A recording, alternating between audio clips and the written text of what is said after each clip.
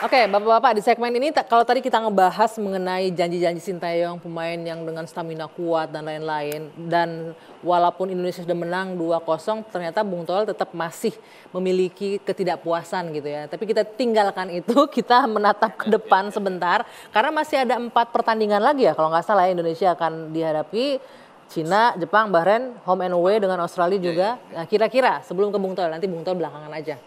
Bang Ege, kita lihat pengamat politik bicara bola gimana? Enggak, kalau saya sejak 84 lah sama-sama Akmal ya. Kita udah jurnalis bola, terus nonton Piala Dunia sejak 1990.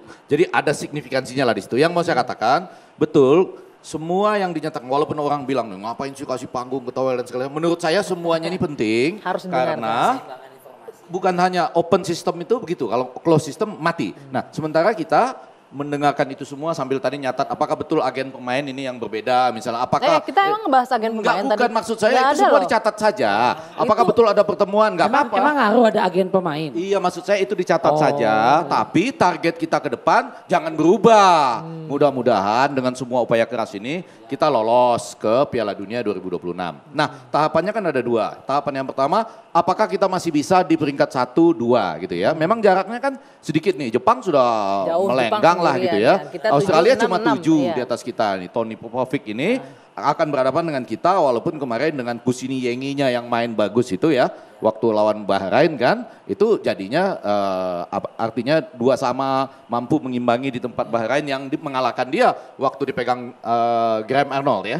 Jadi kita akan bertamu ke Melbourne pada tanggal 20 Maret ya. 20 Maret 2025 terus ke Jepang 10 Juni nanti. Nah kan dari sekarang ke 20 Maret ini kita mudah-mudahan masih ada ya pertimbangan apakah Ola Ramlan. Ola Romney itu masuk penyerang dan semua yang lain lah. Mudah-mudahan tidak terjadi seperti yang dikatakan oleh Toel dan lain-lain. Ini sudah masuk. Bertandang di away itu secara psikologis mempengaruhi juga nggak? Maksudnya ini yang masuk ini mudah-mudahan nanti benar-benar turun ya. Jangan sampai nggak turun lagi. Nah lalu di Australia akan main diharapkan kita memetik 1 poin. Ya kalau bisa menang, alhamdulillah betul. Tapi memetik 1 poin penting. Sesudah itu kita menjadi tuan rumah bagi Bahrain dan bagi Cina serta terakhir bertarung ke Jepang ya. Itu 2. Lalu kalau kita masuk di peringkat 3 dan 4, kita akan berangkat ke babak keempat. Itu 1-2-3 kurang lebih bayangan pada hari ini itu tadi ya. Uni Emirat Arab, Qatar, Yordan, Oman, lalu Indonesia misalnya dengan siapa. Nah itu nggak ada home and away. Cuma bermain di satu tempat netral ya, 1-2-3 gitu. Dengan 4 pertandingan lagi Indonesia akan bermain di kandang dan juga di tandang nanti. Optimis sih kalau masyarakat gitu ya, mungkin nanti lawan Bahrain bisa lah ambil poin. Karena kalau lihat kemarin mudah-mudahan bukan Ahmed Alkaf lagi, wasit jadi traumatik gitu ya. Lawan Bahrain mungkin menang, bismillah 3 poin. Ini mah ceper menghayal gitu ya. Boleh dong kan nyatanya bagus. Bahrain bisa menang, lawan Cina bisa menang, ambil poin. Di Australia imbang aja gitu. Di Jepang biar kata gini, Jepang udah lupain, udah lolos nih, udah gak ada ngejar, udah dikjaya banget. Pun dia turun lapis kedua, dia juga gak mau hilang muka main di kandang. Artinya draw deh, misalnya draw sama Jepang di sana ini umpama gitu. Kecuali Jepang yang main ya siapalah gitu ya. Namanya juga berhayal. Yang main Naruto gitu, kita bisa menang. Dengan poin dapat 6 aja lawan Bahrain dan di sini ya. Bahrain menang, lawan Cina menang. Mungkin 3 besar bisa lewat kali ya. Masuk putaran 4. Ya, cuma kalau saya khawatir tadi kalau ngomong sedikit tadi ke naturalisasi banyak. Bung Toel, Bung Akmal dengan ekspektasi yang tinggi dari masyarakat. Iyalah, dan itu normal aja harapannya tinggi. Kalau saya mikir ini jangka pendek mungkin ya. Short waktunya pendek oke lah. Ngatol FIFA lah dengan segala plus minusnya. Cuma jangka menengah panjangnya gimana ya? Kalau nggak pembinaan usia muda, grassrootsnya, kompetisi berjenjang. Ini selesai, another day, kalau bagi saya itu another day, another story. Yang penting masuk dulu kualifikasi. Masuk dulu ya, jadi singkatnya dulu mau ke depan bodo amat gitu ya. Tadi kamu tahu gimana? Bisa nggak nih kita memenuhi hayalan tingkat tingginya dari Rico Ceper tadi? Jadi matematikanya kalau ingin lolos ke babak berikutnya paling nggak peringkat 3-4, round 4 itu 7 poin. Matematikanya, teorinya draw dengan Australia di Australia. Home 2 kali diambil lawan Bahrain 25 Maret. Sama Cina tanggal 5 Juni ya. Iya 5 Juni. Kalau itu dapat 7 poin berarti kita peluang ke babak berikutnya itu sudah aman. Tapi apakah 7 poin ini bisa direalisasikan?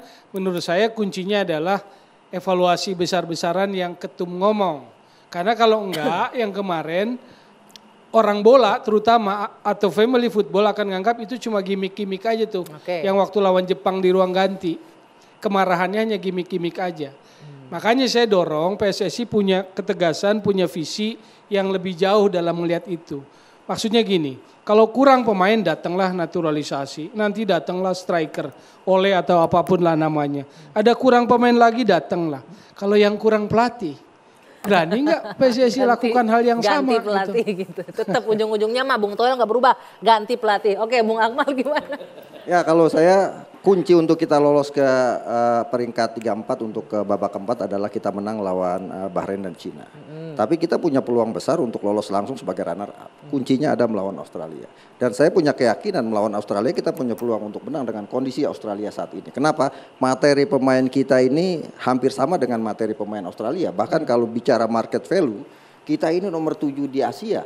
Gitu, nomor satunya Jepang dengan 5 triliun, kita 549 miliar. Artinya dengan materi yang ada saat ini, kemudian rata-rata main di Eropa sama dengan Australia, kita punya peluang untuk menang lawan Australia. Artinya kalau kita bisa menang lawan Australia, kita bisa jadi runner up. Intinya adalah sekarang apakah STY bisa konsisten dengan gaya bermainnya seperti kemarin melawan Arab Saudi.